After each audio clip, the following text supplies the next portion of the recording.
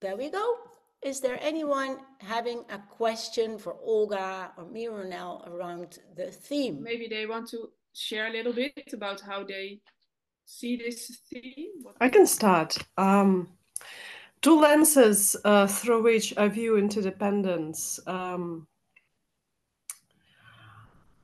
as applicable to nonviolent communication. One is cross-cultural lens. How do we live interdependence based on the culture that we come from? And for me, culture is the part of systemic. And I don't mean culture like, I don't know, like opera or museums, but how do we do things on a daily basis? How do we go about our dinner? How do we share it? Who do we share it with? It's all those things that we do unconsciously. And for me, it's very curious to observe because I've taught NVC in quite a few countries, from Malaysia and Vietnam to Ukraine and Russia and Ireland and the UK. And of course, I've also observed the communities there a bit. And it's all kind of NVC community. And at the same time, there's differences, and how interdependence lived is different. So for me, it's very, very curious to look at how do we structure community? How are we interdependent? And especially it became obvious in pandemic when we started having those big online trainings, and we'd have such a multicultural group, you know, like people from different cultures. So that was very interesting experience to be a participant and also a trainer. So that's one of the lenses that I love. And the other one is something that I'm passionate about, is how does our past unintegrated experience stops us from living in the community interdependently as we want. I mean, if you're interested, ask me, but I want to keep it short and pass on the turn to Mironel. So yeah, it's something like, again, something that stops you from having that community of your dreams. And it's like, why is it the same wherever I try, you know? So and for me, again, there's ways to work with it, and I'm very excited to use that lens of looking at interdependence and working with it that way. And I think I'm complete for now. I'm sure if there's something that sparks your interest, you'll ask, and I'll pass on the turn to Mira now. Thank you. Yeah, thank you. I'm also looking at interdependence from a couple of different viewpoints. One is somehow, what are the ingredients of interdependence? What does it mean to move in Marshall Rosenberg's terms from what he would sometimes call emotional bondage, or is commonly called dependence, into what he would call the obnoxious phase, or sometimes called independence and anti-dependence, or hyper-independence, depending on the vocabulary you're using, and finally arriving in what he would sometimes call emotional liberation or interdependence. And for me, the ingredients of interdependence are two things. One is a quality of a sense of your own wholeness. So I need to be whole in myself, and I need to have a sense of being somehow worthy in myself, complete in myself, some connection to that innate sense of innocence, so that I can show up fully in community and in connection. And then that's the second component, is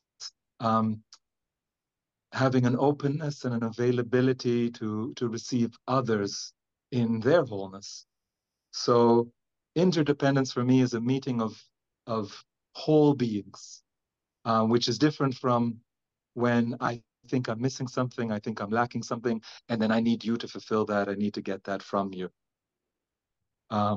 So this is sort of what we could say the emotional ingredients to what it means to meet in interdependence and live in interdependence. And then from a, I don't know if I want to call it like maybe like a philosophical point of view. For me, interdependence is almost like just a reality. I mean, the reality of the air we breathe. That the air we breathe is breathed out by the plants around us, or the plants even thousands of kilometers away. That we are just a flow of life moving through us all the time. Physical life in the form of water, air, food is literally moving through us, coming off of us as we walk and shed skin, and we're just in this interconnectedness with our environment, with the ecosystems that we're a part of. And that is also true emotionally, mentally, psychologically, that of course we're all the time getting impressions from the outside, getting stimuli, and especially now in a kind of information overload type of era. And we're also giving out messages, especially if we're posting on social media, then we're part of that information flow. And so we are simply a flow of life, both at the level of the psyche and at the level of the body. And so living interdependence then is simply recognizing that I am participating in the flow of life. I am a set of kind of a flow of needs that arise within me, and I am contributing and fulfilling needs that arise within others. So I am an integral part of, to put it simply, the flow of all the needs, my needs, your needs, all the needs. And I participate in that. And so the recognition of sort of life as a phenomenon, needs as a flow, and my integral, inevitable integration into that is the basis of living interdependence. So those are the two kind of perspectives that I'm bringing: the emotional one and the needs-based or life flow one. And just as Olga said, I'm also very open to deepen any of these ideas according to your curiosity, as many of you came with curiosity as a need, as a flow of a need in this moment. Yeah, that's me right now. There was two different angles that for me connect also to each other, and they're very rich already for me. I saw Ginny very enthusiastic in the chat. So now there is room for a reaction or a question, just what comes up. Feel free.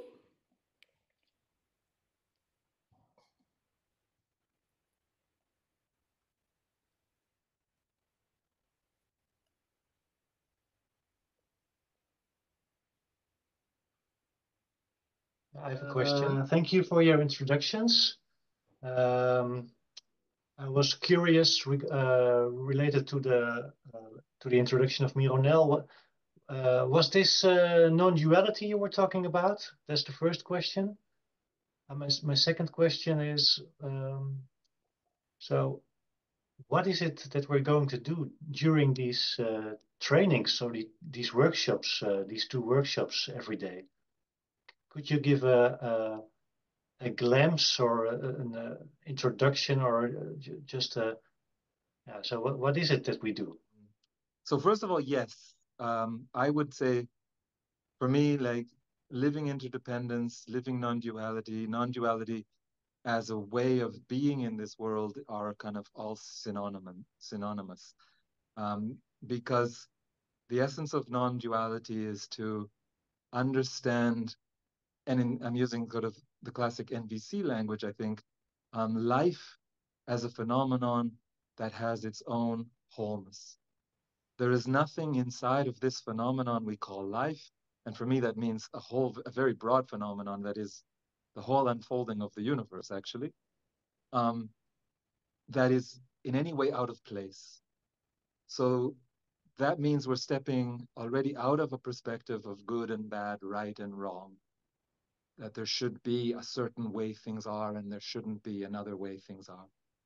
There is simply life unfolding through each of us, sometimes in tragic forms because it doesn't meet our needs or the needs of others, and sometimes in beautiful, fulfilling forms because it's nourishing and supports blossoming, which is the kind of innate impulse of life. In every life form, we want to blossom. We want to kind of live our fullness. So that's a kind of a calling of life that that we can all attune to. And then to come to the second question, that attunement is a fundamental in the workshop as a practice. How do I create the space by directing a certain quality of my embodied awareness to attune to life as it arises in me, my own life here and now? And for me, that is kind of the compass or the anchor point. We are coming into the present moment, into the experience of our own aliveness as it shows up. And with this question, how does life want to flow through me? So what is the authentic movement of my inspiration, of my passion, of how I really want to show up? Who am I really? And what does it look like for me to show up in my life honestly, openly, fully, with everything that inspires me and moves me? And then the second question, and what blocks me from doing that? Where do I have core beliefs that say, no, I can't do that, I'm not enough for that, or that's too dangerous, or that's not safe? Or where do I have other conditioning sets of thinking that are perhaps, for example, dualistic or from trauma? And then how can I meet the obstacles to my authenticity, to my truth, with compassion, with kindness, with empathy, so that I don't put another layer of, oh, I shouldn't be blocked, but I say, yes, I am blocked, because, well, in my view, we're all blocked in some ways. I don't know anyone who's not somewhere blocked. I'm blocked in different ways, if you like that word. And how can I meet that so that I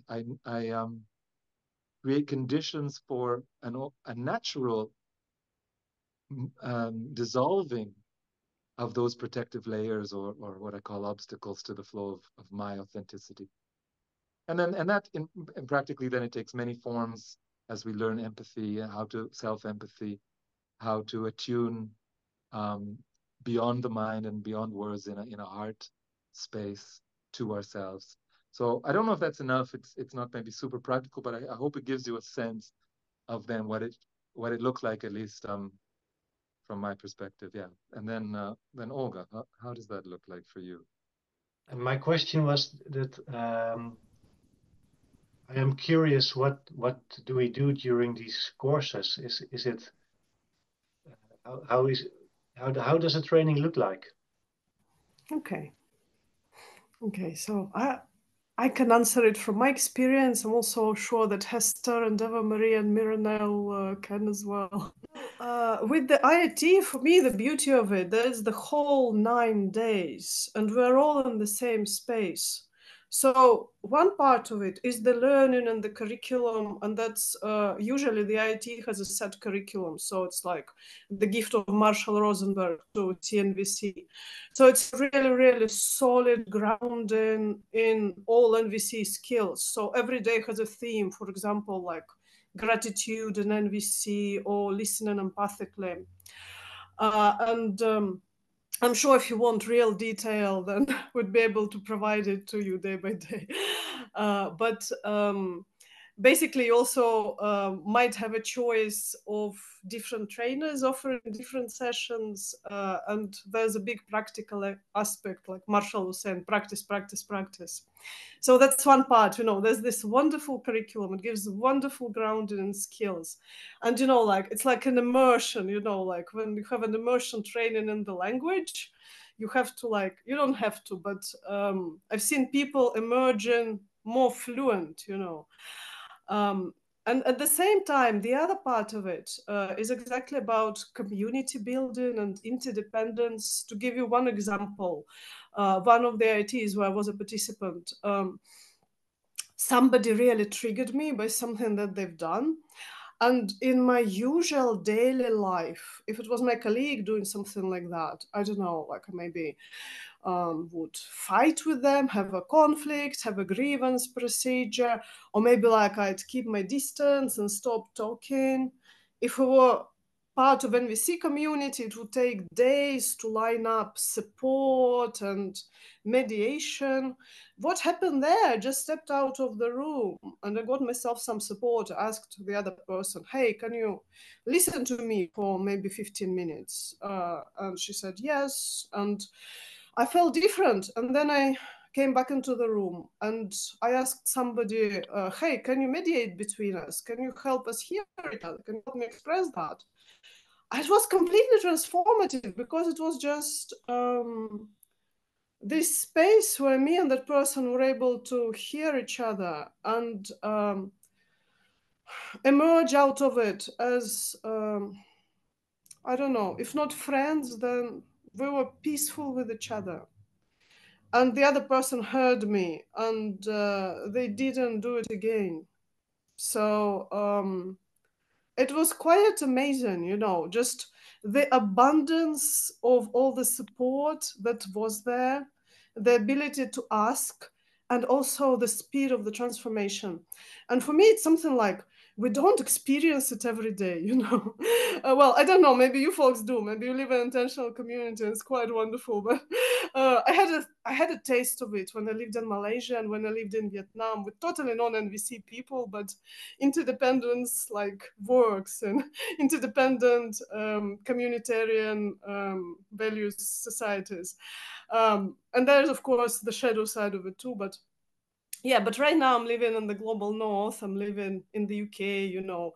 We have like the Minister for Loneliness and all that, you know. So yeah, so for me it was like amazing experience. And it's just one of those things, you know, but it just like gives you a taste of the world that we want to live in, you know, and how transformative it can be when we have other people and we can approach each other. And yeah, just magic. I don't know, like I saw some of you nodding and smiling, so it's wonderful to know that some of you have similar experience. I'm sure other people can share some stories. I don't know. I'll go back on to Mironel and Hester and Eva Marie and who wants to add anything. That's me done. Do you have more idea now, Almer? Yes, thank you. Yes. Well, maybe I can add also something. I just joined the Danish IIT. I just came back. It was Sunday. It was the last day. And what I really, really enjoyed at the most was the people from different cultures who came together and that we overcame our differences, or that we were really a group. And in the workshops, everyone worked also on what Mironel, for instance, said, core beliefs. What stops you sometimes from this connection, or where do you have a need that becomes needy? Now, working on yourself with self-empathy, honest expression, empathy for the other person. And then we came in what Mironel says, this emotional connection where needs more flow, and in the wholeness of myself being able to connect to anyone else without being needy. Well, I had a great time, and for me, this community forming of the community was the most important thing, actually. And well, you got a lot of offerings in the workshop. 4 in the morning, 4 in the afternoon. We have 5 trainers. Every trainer has a little bit time off, so they are fresh every time. And always, I mean, well, at least at the IIT where I was, some struggles might appear. Something happens. Something will happen. And then it's about, how do we solve this? And that's the big learning. There is the learning. And for me, that was the most valuable thing, actually. So this living interdependence is formed in an IIT and is happening in an IIT, and also some things, there's also a lot to learn about it, and this never ends. So that's what my experience at the moment. Well, I can also share a little bit what comes up for me hearing this rich formulation already from Olga and Mironel and those perspectives. I'm already very inspired, and already now I regret that I cannot probably see everything the trainers do. So it's now already hard to choose if I'm able to go somewhere. Yeah, because it's a lot of inspiration already, your words. So thank you for speaking about this theme and sharing what it is for you for now in this moment. Thank you. Okay. In the chat, Julie says, listening to you all is like a breath of fresh air. Like that one. And some people have to go. And Alice says, looking forward to learning more about NVC and exploring interdependence. Attending my first workshop tomorrow in Nairobi, Kenya. Great. As an IIT, all levels of experience are there. So some people might not have ever had one training in nonviolent communication, and some people are certified trainers and have a lot of experience, and everyone is there. And we offer workshops, and we say this is for people who have not that much experience. This is for beginners. We don't like the word beginners, but how is your level of experience? And you might even join a workshop that is for a level of experience that is not as advanced, because you like to do it again and again. Everything's possible, and we provide a program that is for everyone. Yeah, and apart from the experience you have with nonviolent communication, there's probably a lot of other experience you have there carrying with you that also are maybe in line with what you will meet there or are contemporary to what you will see there. So yeah, we also recognize this or acknowledge this, of course, in these offerings we do. Yeah. And I see from Ginny, affirming and learning new ways to see this topic. Yeah, I must say that I'm really happy with this topic. I see a lot of people struggling with being too much intermingled with each other or taking too much distance. So how can we be in balance and whole and have this shared space? And Almer says, my personal challenge is to be with myself, being self-connected, gentle for my own inner jackals. And that's where we start with, Almer. The first day is self-connection. So it all starts with self-connection before we go to honest expression, empathy for the other person. It's all, as Olga said, in the curriculum. Yes, that's where it starts.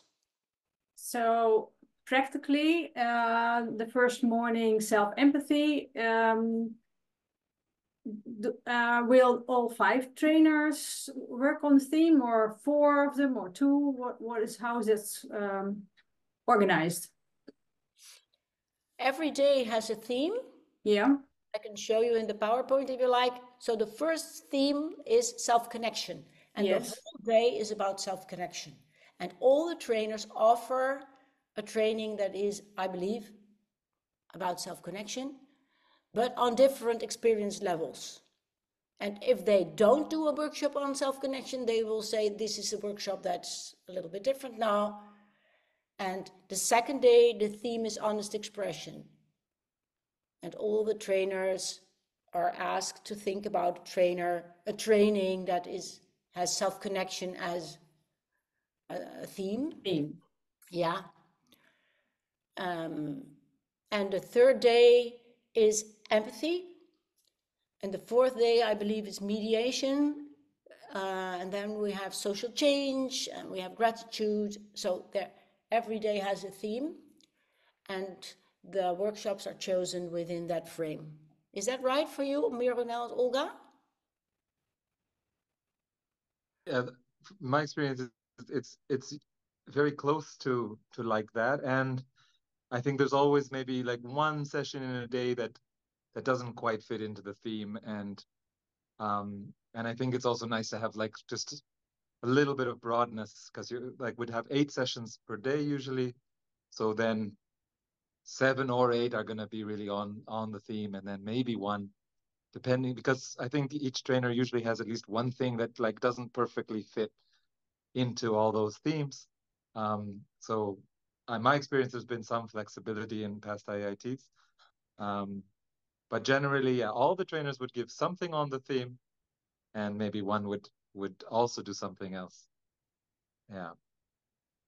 And to summarize, every morning and afternoon I have that tension, which trainer I'm going to choose.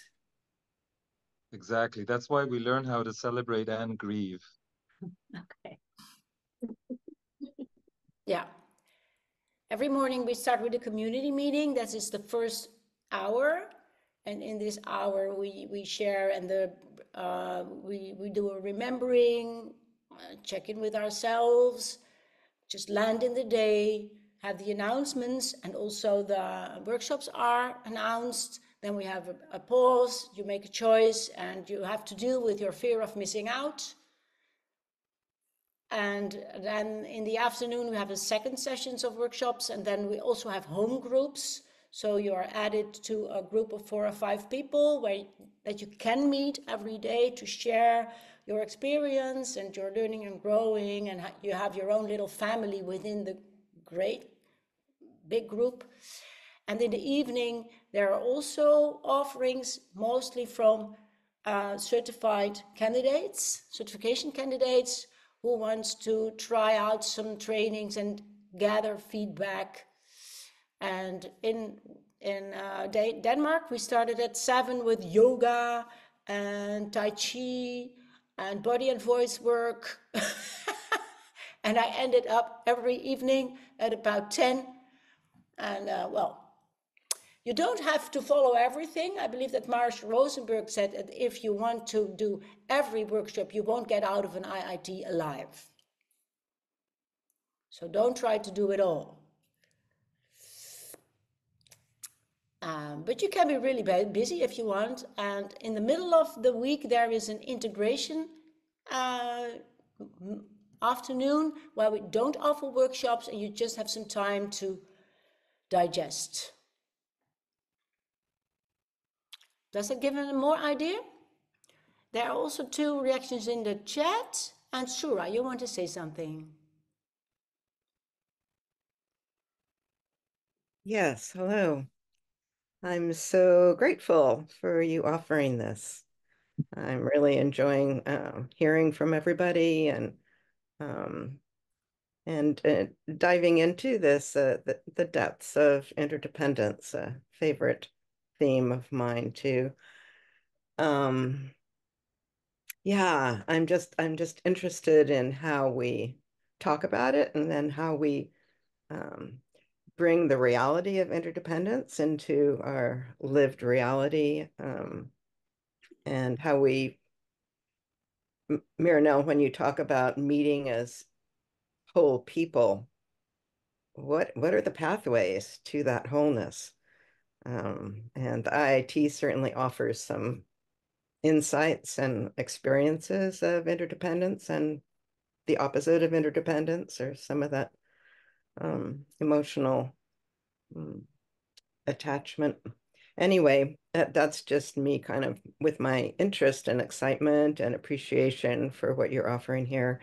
And I'd like to hear a little more about, from the trainers in this IIT, about your modalities of exploring interdependence and, yeah, that whole, everything that NVC, the rich gifts of NVC. What are the modalities that you personally enjoy and use to explore these themes? Because it's not, for those who have not been to an IIT, it's certainly not all lecture. Yeah, let's do this question, and then there are 2 in the chat, one from Ace and one from Ginny. Let's look at that too. First, who wants to answer? Olga? Okay. Can I jump in again, Mironel, or do you? Okay. Thank you, Sarah. I love your presence here. And I love your question. I'm so excited to meet you too. Well, what I love bringing to it, especially if it's group where there's people from different cultures, and maybe we all speak English, but we speak it to different ability and in a different way, you know. And yeah, to come back to what Hester said as well, you know, like this kind of living interdependence cross-culturally. I love sometimes to go beyond words or in addition to words and add some art exercises. So for example, if it's an IIT, it's very exciting because we can take big pieces of paper and big crayons, like, I don't know, A1 or A2, like as big as your arms outstretched together in length. And we can, for example, draw together, you know, it's like, so what are our circles of interdependence? Who is there? Who do we call when somebody is sick or we're sick? Who do we contact when, I don't know, we had a traffic accident? And further out, who do we rely on daily things? For example, I might go to the post office, and if the post office wasn't there and the people weren't working there, or our post person wasn't delivering our mail, it would be more difficult. Or for example, you know, like the farmers who grow the food, you know, so it's like in a way I'm interdependent with them as well, you know, so we might draw it and we might walk around it and see, you know, like how does our body feel, how does the connection flow. So in a way, you know, we can explore, you know, kind of add an extra dimension of visual and body sensation and movement to our lovely feelings and needs and empathy and self-empathy and dialogue. So it mixes it up a bit. Yeah, and that's one of the things I'm very excited about. And I think also like when we explore complicated concepts like interdependence that might have many meanings across cultures, in a way it's almost like drawing it might get the whole layers of meaning out. Because for example, like this word interdependence, then like when I say it in English and maybe your first language is different and you translate it, and it might mean something else. It might have a different layer of meaning. So in a way, like when we connect to additional layers and we have a deeper dialogue, then we can really connect about this something. So yeah, I just wanted to say that in terms of modalities. Yeah, Thank you. I'm done. I'm done. Thank you. Yay. Do you want to add something, Mironel? Yeah, I would like that.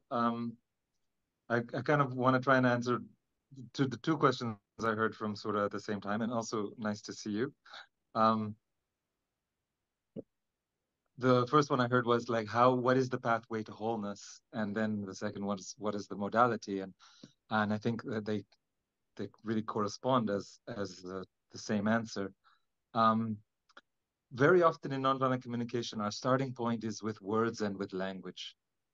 But for me, I mean, words and language are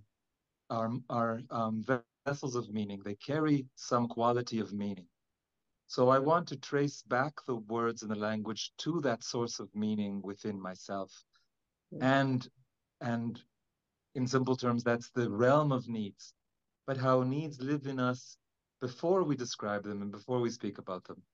How needs emerge in us as, of course, feelings and emotions, and how those emotions reverberate in the body as sensations, as contractions, or as heat, or in all the different ways. And by holding our experience at all these different levels, the source of meaning, how it modulates as feeling, as sensation, and then how it, and this is my intention and what I also like to guide as a modality, how words then become faithful translators of that meaning, so that it's the words become an aligned expression with what we feel and what matters to us. And that is already a path to wholeness. That then the alignment between our longings, what matters to us, our feelings, our embodied experience, and the mind's translation is fluid, is like an open corridor from our heart to life. And then rather than being sort of, sometimes we say we get stuck in our head head is part of a whole process that doesn't need to be avoided. So the solution is not to try to avoid the mind, but to kind of onboard the mind as an aligned quality with the rest of the being. So that is both a modality, a way of working, and a way of guiding attention, and a pathway to wholeness.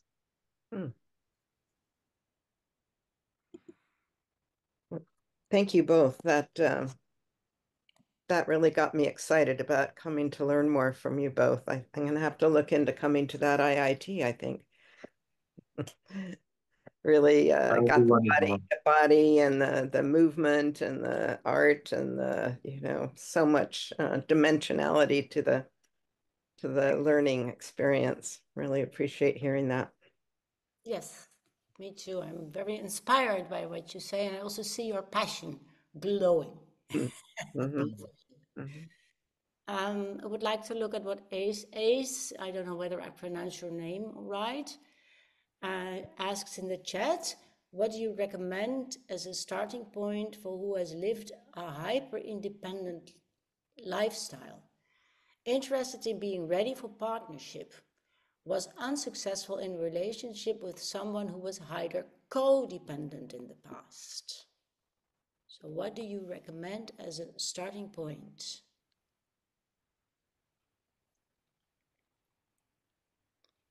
Would you like to go, Olga? Shall I?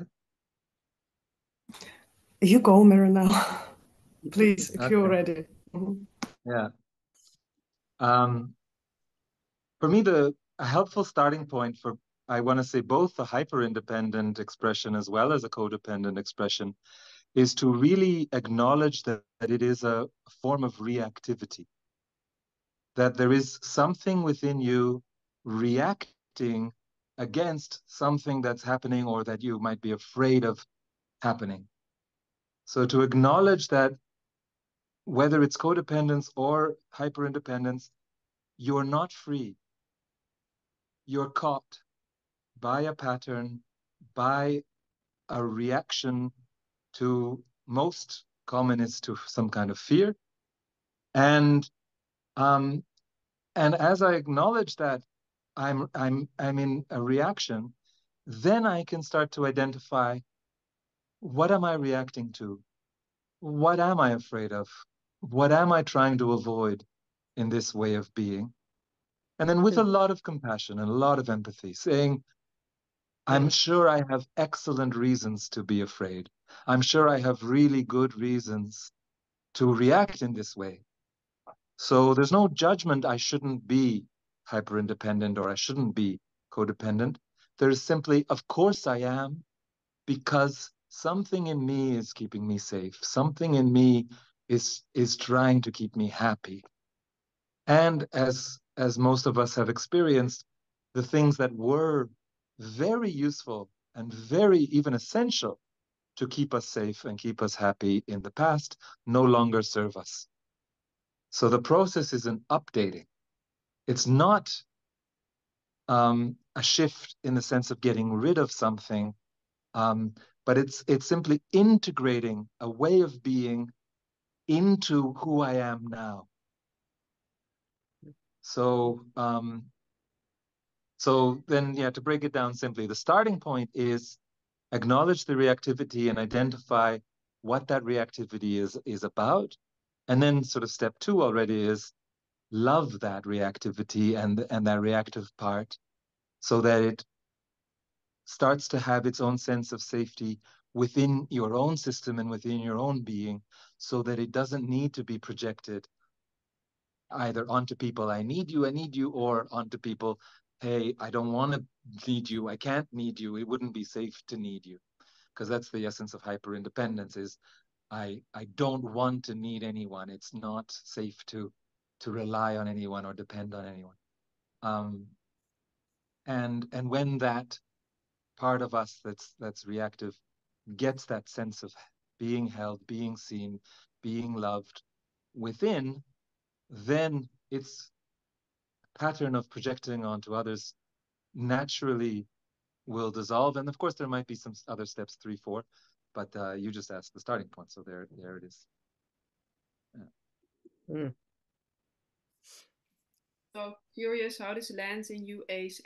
Maybe you like to share something in the chat, or maybe not, but thanks, Mironel.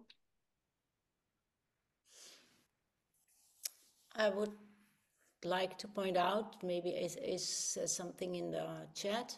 I'd like to point out also, Jenny has it about sharing our grief is mourning, and society has worked hard at keeping us from mourning. And mourning is vital to heal losses.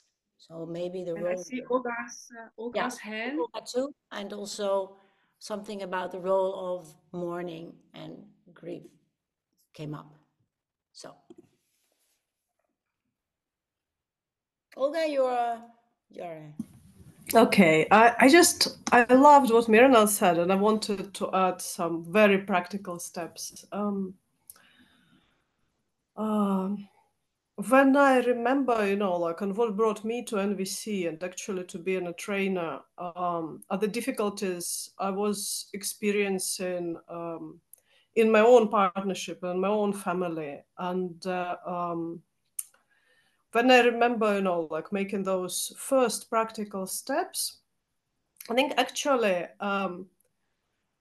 coming to any space, any group, but especially a training like an IIT, it also might be like a shorter training, like a couple of days training. The patterns that come up with an intimate partner also come up when we get close with other people. For example, when you start empathizing with somebody and you notice they share vulnerably, and I'm saying you as in one, I'm not meaning you, Ace. Yeah, and we might notice like, oh, no, I don't want this person so close, so it's like, oh, this is vulnerable. This is not like people should be, or something like that. So when we can explore it in this kind of neutral environment, it's kind of lower stakes than this is my potential partner, or this is my partner, or this is somebody I'm dating, and I have to get it right, because maybe, like societally, systemically, there's such high stakes attached to it, like, I don't know, having a good partnership, marriage, whatever you call it. And personally, I benefited a lot. Like in NVC, we have observing how those patterns of relating come up. And what has come up, I don't know, like with my empathy body and empathy group, obviously it's not the same intensity or the same depth as with my partner. But when I've been changing the way I relate to people, it was also changing how I relate to my partner, what I can bring to it. And it's a very, very curious journey. Yeah, so that's what I wanted to add. Basically, like, it's very much like Marshall was saying, practice, practice, practice. And I can very much recommend NVC as a modality, for starting with observing yourself when you are connecting with somebody, noticing what comes up. And that's the first steps. And the other steps, there's so much that can be done, like Mironel was mentioned, working with core beliefs. I share other processes like our unconscious contracts and time travel, the processes by my colleague, Sarah Payton, who's also certified trainer. So yeah, that's basically, I wanted to add a few very practical steps. Okay. This meeting is till 18:15, so we have about 10 minutes left, and also I want to do a closure. And I would like to ask you, Mironel and Olga, to read in the chat what Ginny wrote. She had 2 messages, and maybe you can have an answer to that. It's in between other messages, healing and becoming much more whole. That's where it starts. Do you find it?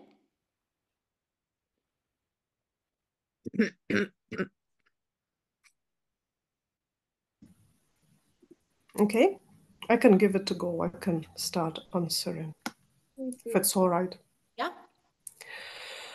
Yes.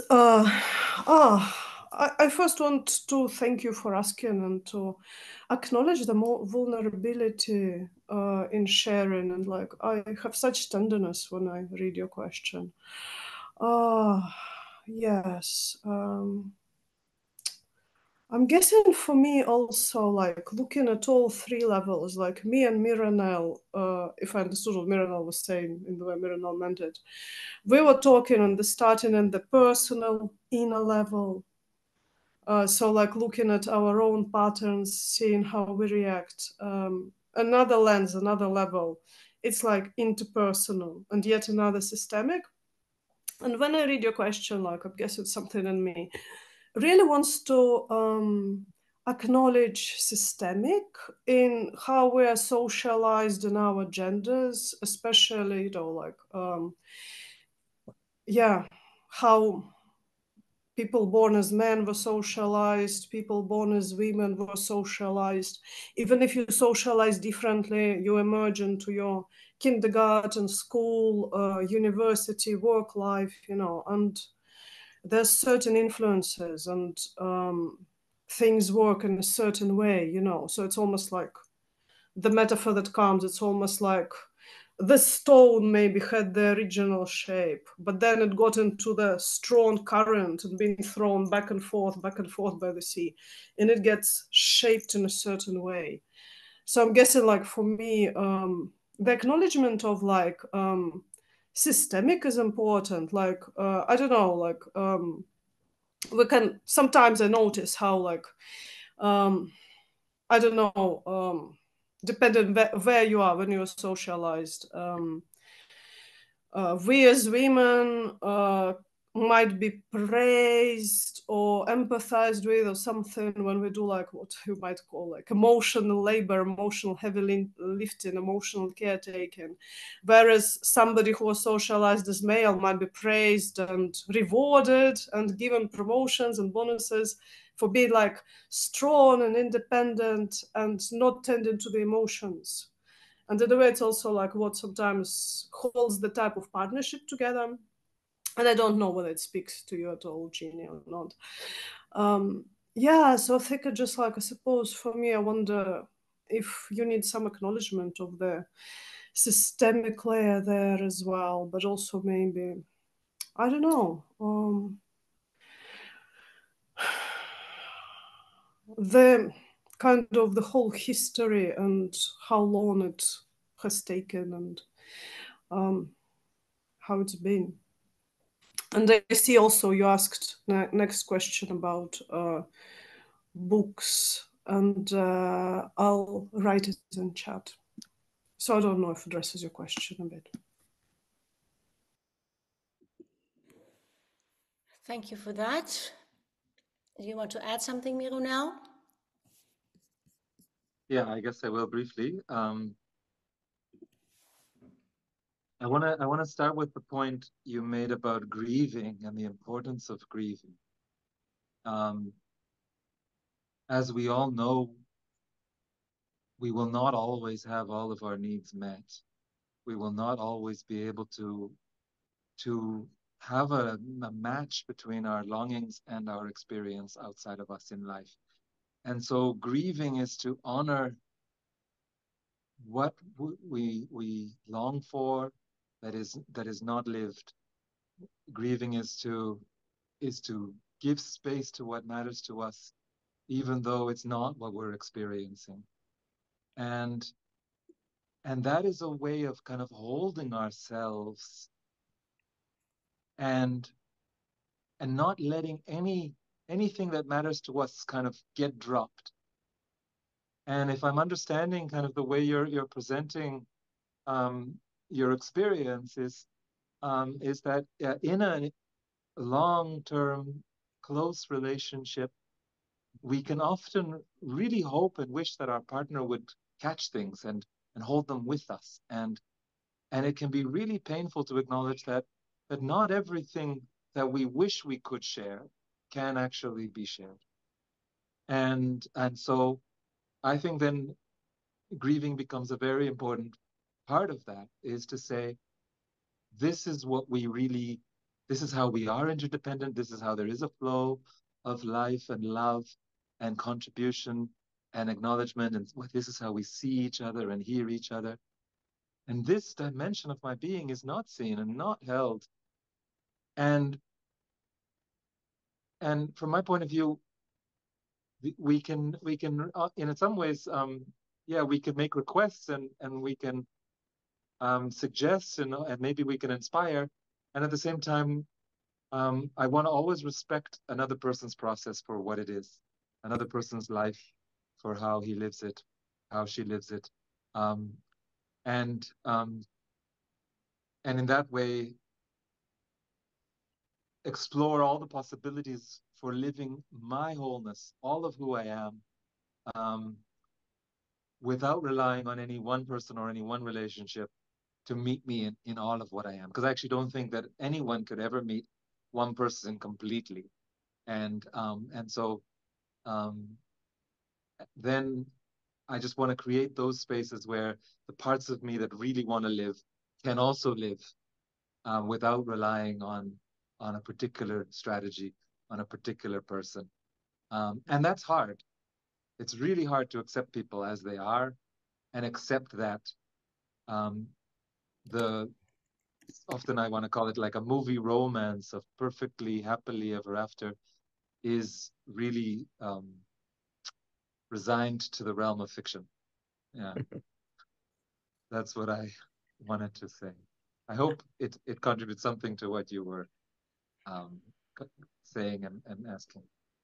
I guess that was a great closure line you had there with the fiction. I'm inspired and feel very grateful for your contribution right now, and I would like to invite everyone. Would you like to put something in the chat or give something back to the trainers in words to express what your needs are fulfilled, or is there some gratitude, or let's see.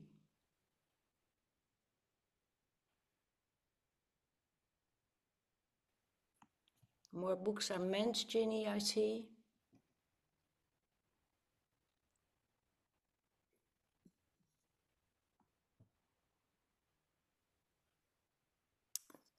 I'm not sure whether my question is clear, but I would like to give something back to the trainers. Do you want to give something back, Surah? I moved to tears. I'm so grateful for everyone being here and for those of you who showed up, Olga and Mironel, Hester, who made this happen to explore this theme and just be together as humans. Striving to live interdependently. Really beautiful sharing. Thank you so much. Yes, thank you, Surah. And I read from Amy, appreciation for meeting my need for connection, belonging, and understanding. Thank you, Amy.